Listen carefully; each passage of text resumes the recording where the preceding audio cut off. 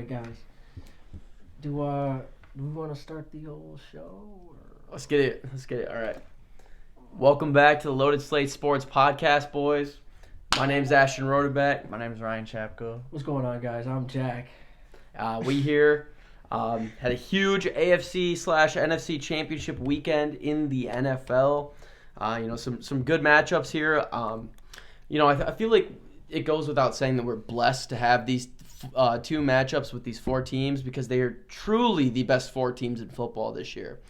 Usually some years you have like a garbage team sneak in or whatever, but this year I feel like it was true that each of these teams deserved the shot, to advance to the Super Bowl. First game, Bengals versus Chiefs. The Chiefs topped the Bengals 23-20. You guys have any thoughts on this game? The refs took over. Roger Goodell made a call.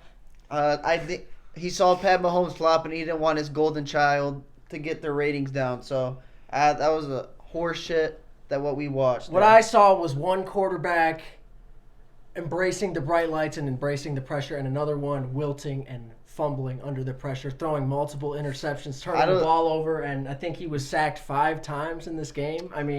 I think the Chiefs if you hold the Chiefs to 23 points, your offense only scores 20 points, you're not going to beat the Chiefs doing that.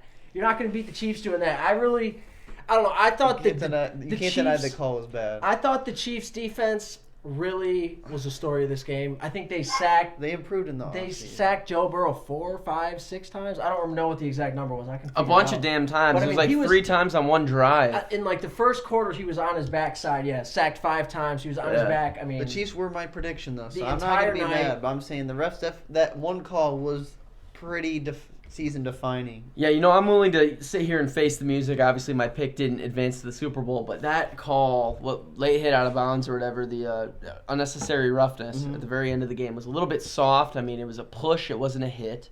First things first. And, the NFL's got to protect their golden boy, as they always do. So, Pat Mahomes and the Chiefs advance. It is what it is. They're gonna. You know what Mel Tucker once said that's really resonated with me after all these years? Complaining about officials makes your program look soft. And I take that to heart every time I watch a game. I never let the officials get in the way of my judgment of a game. I thought the Bengals defensive line was absolutely savage in this game. The Chiefs, they were running out 5 rookies out there in their secondary. And their D-line was impressive. They were pressuring the Bengals all game long. They forced Joe Shiesty into 2 turnovers in this game. That was really the story of the game. In my opinion, they shut down that running game, too. Held the Bengals to 71 yards rushing, too. I like what I'm seeing from this Chiefs defense, especially, all the questions that were being asked this offseason about this defense, thinking, can this defense do what it takes to get over the hump and get to that Super Bowl? And a year removed from Tyreek Hill being traded and them having to try to find weapons to, get the same production. So I think the Chiefs had a great offseason last year, and it's the real reason why they're back in a lot of people didn't really give them that respect because they thought that Tyreek Hill was somewhat irreplaceable, but they certainly proved the doubters wrong in that lane. And also the Chiefs defense absolutely answered the bell. That was a question mark I had coming into this game. And, they just completely shut any thought of that down and, did what they needed to do, held the Bengals to 20 points in this game. And the Bengals will be back. I know. They're a young team, and back-to-back years didn't end the way that they wanted, but they made it all the way to the Super Bowl. I just think that what they needed to do is keep investing in their youth, keep getting some offensive linemen, keep building that defense, especially the secondary, because I think they'll be back before you know it. They definitely will. And, like you were saying, the Chiefs, they've had to do a little bit of retooling on the offensive side of the ball, with the receivers. They had a couple receivers go down, too. I think Juju went down. I think MVS went down as well. Valdez-Scantling, he went down a little bit. Kelsey, he's going to do what he does. Sky Moore, he had that big return, I think, on the kickoff that really set up the game. It really set up the game-winning field goal, I think it was. They just have had guys step up really when they've needed them most throughout the whole season, and it was no different tonight. They haven't really had a great running game. I think that's another thing, too, that maybe they can look at this offseason. Pacheco is like their number 1 back right now. Hilaire's not been a very productive back in the league so far for being it's kind of insane that he was the first back taken off the board in 2019, 20, forget whatever draft it was. One of those 2 drafts. But it's kind of crazy the way his career's, shaping out so far. I mean, he didn't touch the ball once. Yeah. I don't know if he was injured or what, but he didn't touch the ball one time. I mean, I think people need to start thinking: has Mahomes had one of the best careers for a young quarterback to ever start in the league? Yeah, I mean, the body work's all there. He's so young too. I mean, yeah, he certainly deserves his respect amongst the greats. He's probably currently the best quarterback in the NFL, to me. Yeah, I would say so. Like, there's definitely talented guys on the board, but his body of work, I think. I mean, you got your Josh Allen sexuals. As long as they have him and they still have some good weapons, I think the Chiefs will be a threat for the playoffs every year in his career. Definitely. I mean, Mahomes, he was playing this game with a little bit of a limp, a little bit of giddy up, a hitch in his giddy up, as the people say. But I mean, he just gutted it out. I mean, obviously none of these quarterbacks are really 100%. I mean, we'll talk about Jalen Hurts a little bit too, but he didn't look 100% with his throwing arm. I mean, I don't know. Everyone's a little banged up this time of year, but you got to do what you got to do to win. Mm-hmm. And the Chiefs did just that. Yes, sir. All right, that brings us to our second game, which really was the first game, the NFC Championship game. 49ers-Eagles. Man, this one wasn't even close. Yeah, I mean, it was close in the first half, first quarter, really. Second quarter, the 49ers just kind of came unraveled, especially with the quarterback injuries. I mean, I think they were down to, playing Christian McCaffrey at Wildcat quarterback. I mean, They were playing Josh Johnson was his name. Yeah. And this is what we predicted before. We said the Eagles were going to win because I think their defenses carry them all the way here and then just some decent offensive production. But when you play a team that's well-balanced like the Eagles on both sides of the ball, I think they were due for one. So I think for sure. Yeah, and I mean, not having your first string, second string, or your third string. But San Francisco probably had the best defense in the league. They did. And I mean, I don't know, the defense in the second quarter, really, they were just getting a lot of pre-snap penalties, stuff like that. I mean, they really hurt themselves in the second quarter. I mean, I think it was going to be 7-7 going into halftime, and then I think the Eagles got a fumble or something like that from Josh Johnson. I think he fumbled the ball, and I mean, they were Purdy got hurt for 6 months. UCL injury. He'll be out 6 months too. I've never seen a team lose 3 quarterbacks. It's bad luck. But very unlucky. I mean, it's kind of miraculous that team even made it this far. Yeah, with Brock Purdy. They gave themselves a chance in this game in this game too. Yeah. Their defense was answering the challenge too, but they just didn't have enough offensively. And I mean, Christian McCaffrey, he did all he could. He really kept him in the game early in the first half. I mean, they were getting him the ball in the passing game, running game. He was just kind of willing his team into the game pretty much. You said something, maybe it was last pod or a few pods ago, that really stuck with me, that the 49ers are building this foundation on how to succeed in this league with a young quarterback after, seeing everything that they did with Brock Purdy here, even getting this far. Definitely deserves some praise. It does. But being in this win-now mode, where does that lead to the quarterback decision? Because I think they could plug and play a guy that you can get wins right now. You could get Aaron Rodgers. You could get Brady if you wanted. You could get someone that you could solidify yourself and not having to go into the season asking question marks about any of your quarterbacks. I mean, Trey Lance definitely has the physical tools, but the body of work, I mean, he's been hurt most of it. Yes. So, I mean, that's going to hurt his development. Garoppolo's what he is. He's a good bridge quarterback. He's aging, too. That's the big thing. He is aging. And, I mean, Purdy's kind of limited. I think he's a good backup, but I mean, I don't think he has the potential to be a starter. That's what we spoke about on a previous episode as well. Is that he's good. He just doesn't do anything to put the ball in harm's way or make an amazing play. The Cade McNamara, if you will. And he's a system game manager type of guy. And I think they're a quarterback away as a team. I think maybe get a couple more. Another nice receiver or two, and then just getting a really good quarterback. I think they're just a quarterback away from really being a Super Bowl contender. I agree. Yeah, they got to figure out that quarterback room. But I mean, the talent they have out wide, and they invested and the tight a lot. ends that they got, and I mean that defense too, like you were saying too. They got one of the best defenses, arguably the best defense in the whole NFL. So I mean, they're really just a quarterback away from really taking that next step to competing for a Super Bowl, being a Super Bowl contender, truthfully. But they invested a lot of resources into Trey Lance at 3. So yeah, I mean that they gambled a lot. It was a risky pick in a way. And he's got the physical tools. Yeah, and he's young. Yeah. Yes. But I'm saying if he can stay healthy next year, then maybe he can solidify himself as quarterback. I mean, maybe the 49ers organization has their long-term goals as Trey Lance being the guy going forward. Who knows? And I like Kyle Shanahan as a coach, but I just think, I mean, if they want to win more big games, they just have to solidify the quarterback They position. definitely do. I mean, you need an elite quarterback in this day and age in the NFL. Oh, for sure.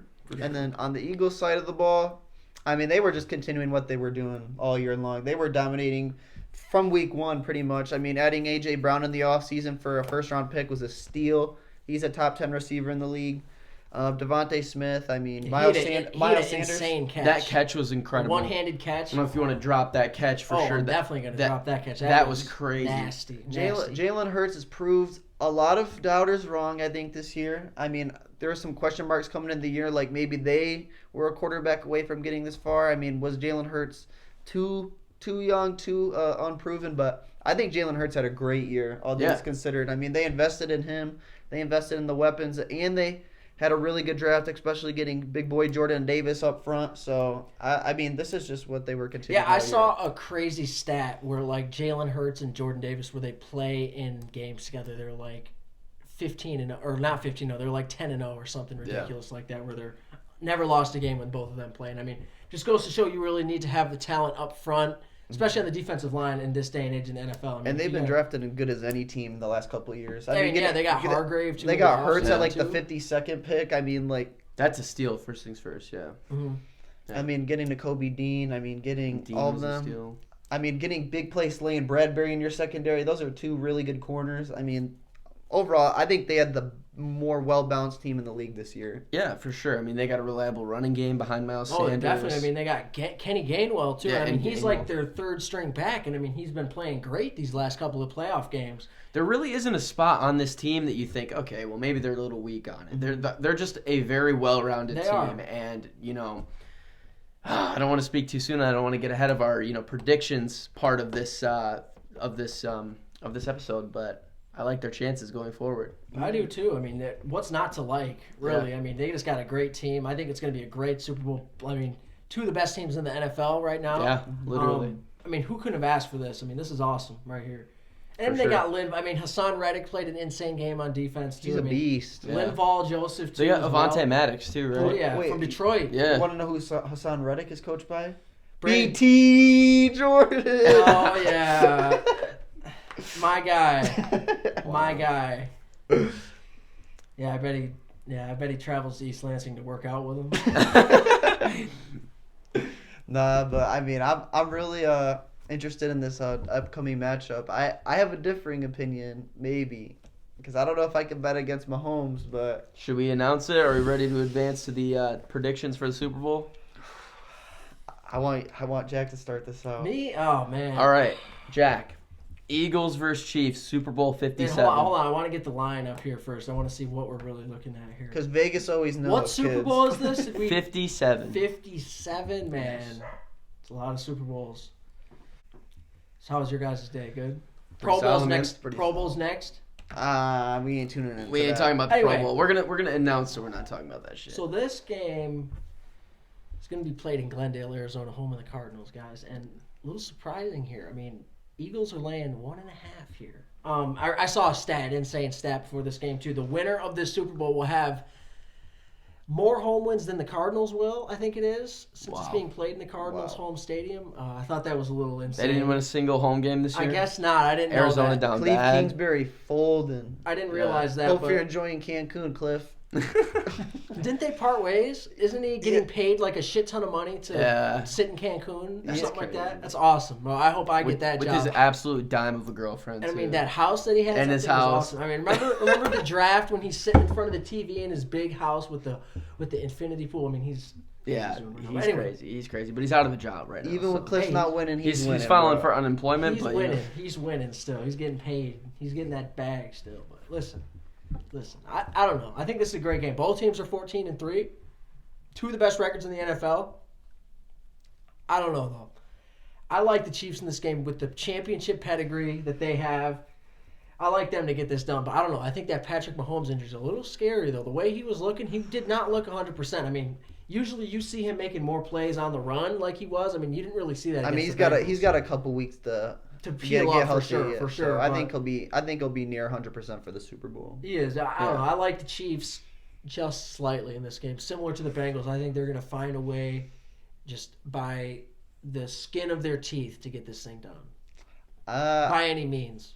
I think I agree with Jack on this one because I think as much as I like the Eagles, I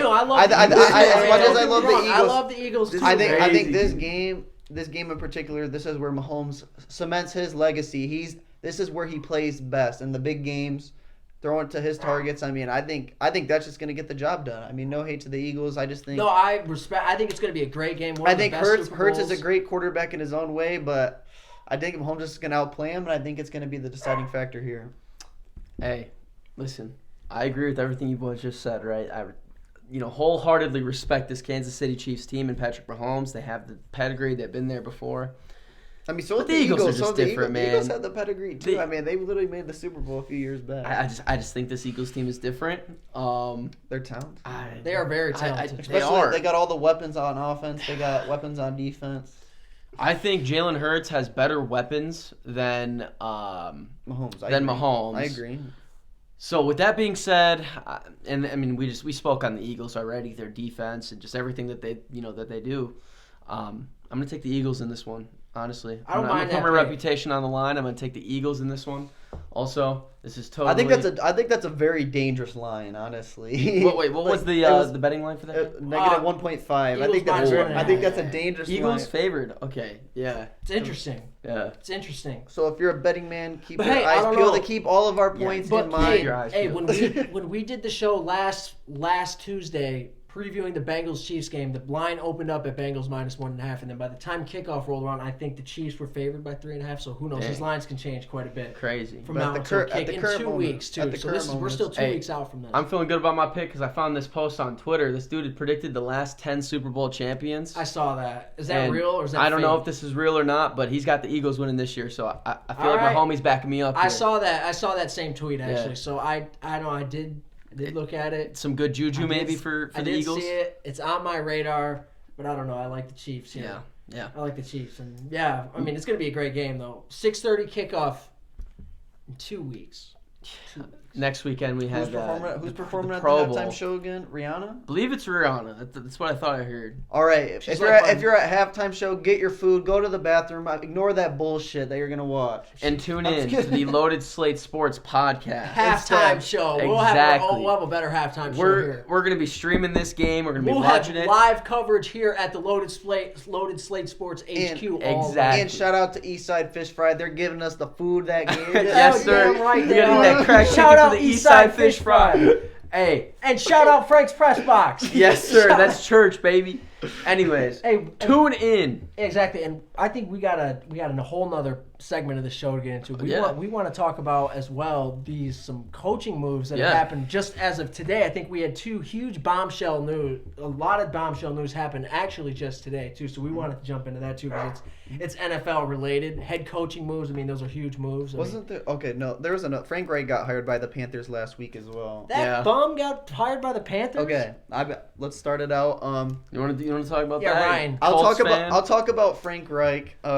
Being a Colts fan, growing up, I think he was dealt a bad hand in Indy. I don't think he's a bad coach. I know the Panthers fans wanted probably someone younger, but I think he's a good play caller when he has all the ability to do so. I think he was handicapped by his quarterbacks in Indy, and I think it just put a lot of pressure on an already good defense. And I think he deserved another shot in the league, honestly. I think his body of work, I mean, he made the playoffs a couple times with the Colts, and he was the offensive coordinator the year the Eagles won the Super Bowl. So I think he deserves another opportunity in this league. I knew that he'd seen success in the playoffs. I was just curious where it was, and it was the Doug Peterson Eagles, right? Mm-hmm. Yeah. So he was the offensive. Yeah. The year that Carson Wentz was the ideology when Carson Wentz came into the Colts is he was going to help mold him in what he was in Philly. But, I mean, just the injuries that Wentz had, I mean.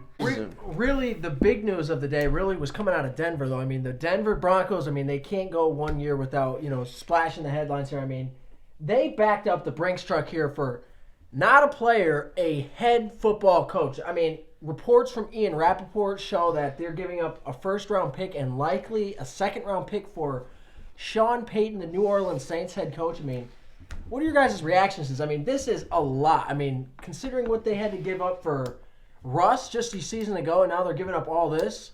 I mean, they're unloading all their future capital. This is like some Los Angeles Lakers type stuff now. I gotta say, Sean Payton is a good football coach, and How I like old the is he? pickup. He's like 60. He's an older football coach, but he has had success in the NFL. I just think it's too much to give away. You're giving up your future capital of your program. And it's not like the Broncos are ready to win a Super Bowl next season. They have a lot of room to go as a roster. They have a lot to improve upon as a roster in terms of offense and defense, offensive line, all of that. They had a statistically great defense this year. It was just the offense was just the epitome of horrendous. Their O-line is an atrocity. Yeah. Their O-line's terrible. It's awful. I think now, I mean, you just have to swim at the deep end of the pool, and that comes with assets. So, I mean, if that's what they think they need to go, where they need to go, I mean, I agree with it, honestly. I guess it's just a lot. What other coach were you going to get that had the body work that Sean Payton has? With proven experience in the league, plug and play, they could probably be a playoff team next year if they could get the most out of Russell Wilson. James Harbaugh. You don't think they'd have to give up a lot for Harbaugh? They would have to give up a lot. They wouldn't have to give up any picks. They wouldn't have to trade for him. They wouldn't have to give up any picks. I mean, they could give Michigan some first-round picks if they want. I don't care. But what would they'd have to give dollars, dinero. Let Harbaugh stay at Michigan. I guess. I mean, I don't give a flock either way. But, I mean, it is what it is. I mean, I'm not the GM.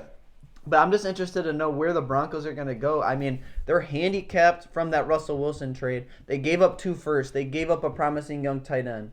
I mean, Drew Lock's whatever. But, I mean, trading those picks on top of that trade last year, they're backed into a corner. But I think if they thought that's what they needed. Yeah, they got all their assets tied up right now. Their future's screwed. They have to win with they got Russ. Good. I will say this: it's put up or shut up time. They got good weapons. And they were horrendous. They got good weapons on. They got good young weapons. Jerry Jeudy, Tim Patrick, Cortland Sutton.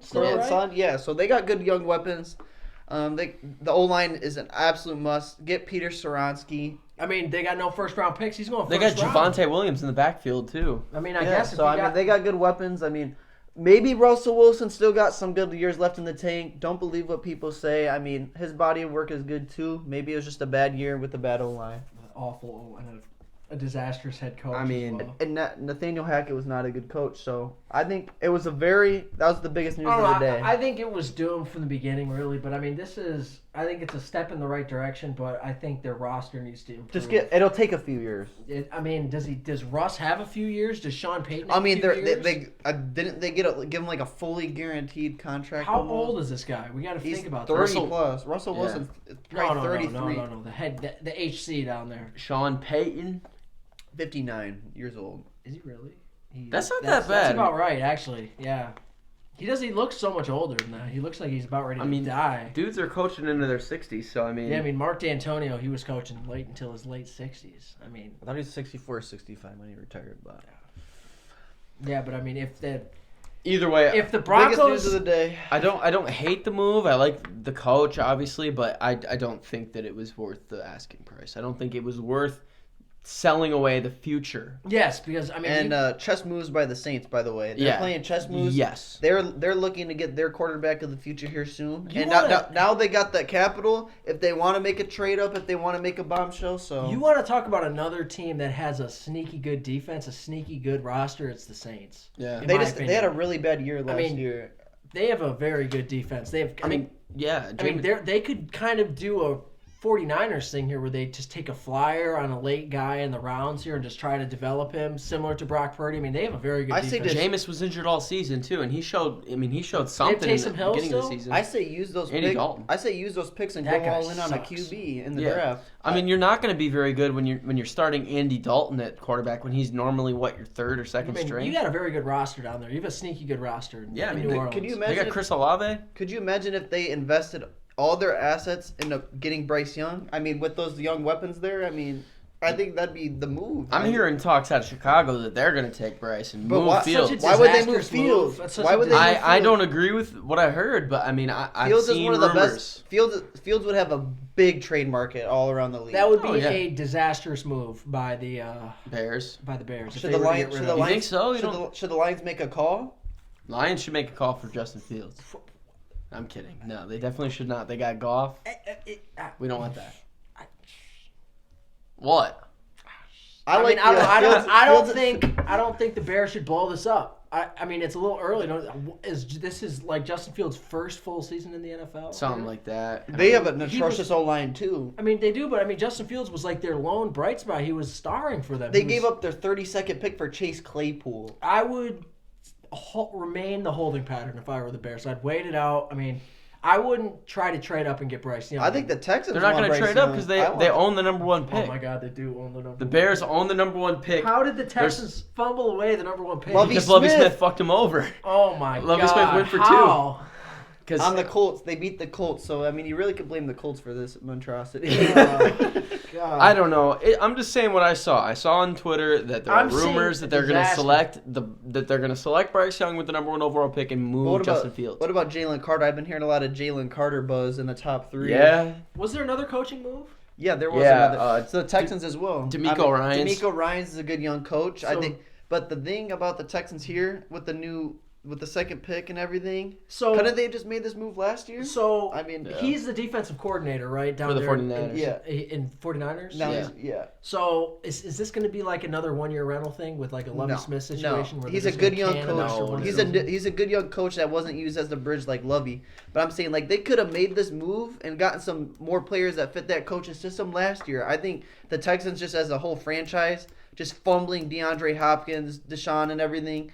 I just think they're a very incompetent franchise, but I think this is a good hire. But I'm saying this: if this move was made a year earlier, I think they'd be in a lot better place right now in this rebuild. But I think with the second overall pick, I think that's a very attractive job. Another team that needs a quarterback and weapons. They don't have many weapons. They need everything. They need 11 starters on offense, and then they need 11 more starters on defense, and then they need a kicker and a punter as well. They really don't have anybody worth noting. They're a disaster. I mean, they're a train wreck. Damian Pierce is about their only good player.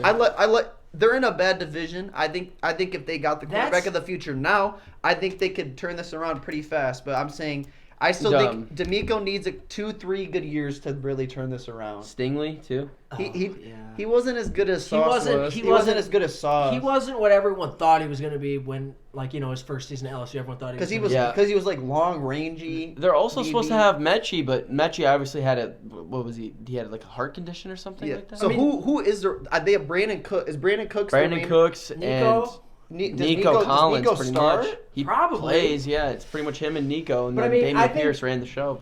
Damian Pierce is a nice young weapon. The only thing going for the Texans is that division they play in. Yeah, that's one of the easiest divisions in the NFL. But I'm saying, like, even if they drafted Bryce, I mean, what to them as a franchise? How could you trust them developing a good young talent like Bryce Young? You can't trust with them. They're like zero weapons. It's gonna look like Trevor Lawrence year one. I think if you're Bryce Young, you probably want to go to a different franchise. If I'm being honest, but I think they don't get to pick like that. I mean, the prospects don't get to choose like that. Yeah, so I think I don't know. It's a good hire. It's a good young hire, but I say give it time with this one. They're talent void right now. I mean, what do you think would be better for Bryce Young's career, though? Chicago or Houston? Probably Chicago.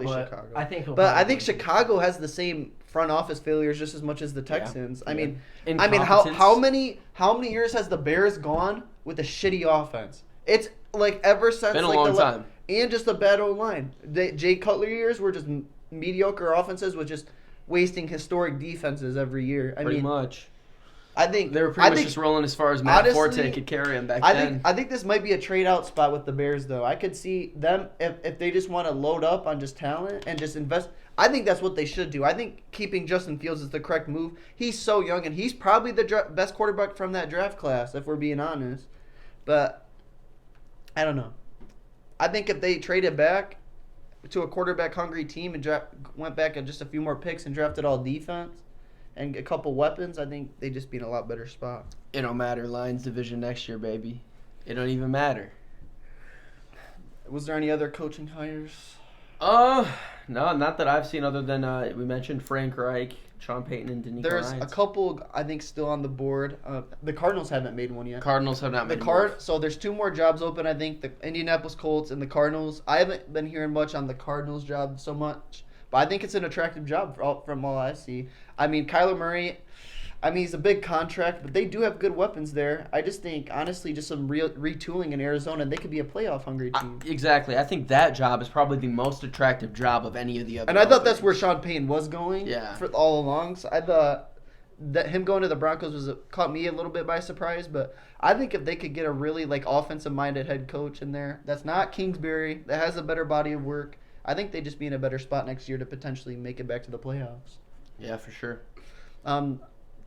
I just like to see Kyler Murray solidify himself next year because I think right now you could see the offensive ability, but I'd like to see the Cardinals win a home game next year. Yeah, that team was just an absolute disappointment this season. It really doesn't make any sense too because they got good guys on defense as well. Is Kyler overrated? I think Kyler's a little overrated, but I've been hearing rumors that they could move D-Hop and for a really early pick. I mean, I think for Super Bowl hungry teams, they would love that. Yeah. They still have Hollywood Brown. They have Hollywood Brown. They got Rondale Moore. I thought Christian Kirk used to be there. Christian Kirk's on the Jaguars now. I'm sorry, the Cardinals went 1-4, 1-8 at home. They won one home game. They didn't defend the woodshed like MSU chief of propaganda would say. No, they didn't. They're a disaster, anyways. I mean, I don't know who's going to take that job, but I think that is probably, like we said, the most attractive job on the market at the moment. They got a sneaky good roster as well. Yeah, so, I mean, I don't understand how Cliff couldn't elevate that team. So whoever does inherit that team is going to have a full bowl, if you know what I mean. For sure. They're going to have their they're going to have all their chips on the table because, they have talent on their roster already. So anything else to add, boys, before we do an outro? DeMar Hamlin is encouraging people to learn CPR. Yeah. It's DeMar Love. DeMar Love. He was not cloned, guys. No. He was not cloned. That whole narrative is just clownery, to be honest. And one more thing. If the Colts hire Jeff Saturday, they are an unserious program. Puddle program. And they're a puddle program and fire Irsay, but you can't. Why not? Anyways, y'all, this has been Loaded Slate Sports Podcast. Drop a comment if you want to see us put some merch up, man. Look at that. Look at that. Look how cold that shit is. Look at that sweet merch. Move the mic. Look how swag that is. That's clean. Let us know if y'all want any of that. Let your mamas know. Let your mamas. If they like large, they like small, medium, I don't care. They got the waist. They can know. For sure, we're gonna pump out some more videos this week, next week. Super Bowl live reactions. Some programs that you watch may take time off after the season's over, after the NFL season, after the college season's over. They may take time off just to relax, chill out. But no, not on this show. We don't take time off. We continue to work. Golf in the spring, Exactly. If you want some golf. Hey, we're gonna keep chopping away, baby. If you want the Masters live reaction, ain't nobody can out-chop us. Ain't nobody can out-chop us. Hey, we coming out with 2-3 videos a week, live reaction, merch. We got all this stuff coming for y'all. Just drop, comment, follow us on YouTube and all the socials right there. This has been Loaded Slate Sports Podcast. Signing off, boys. Peace out. See you guys next Tuesday.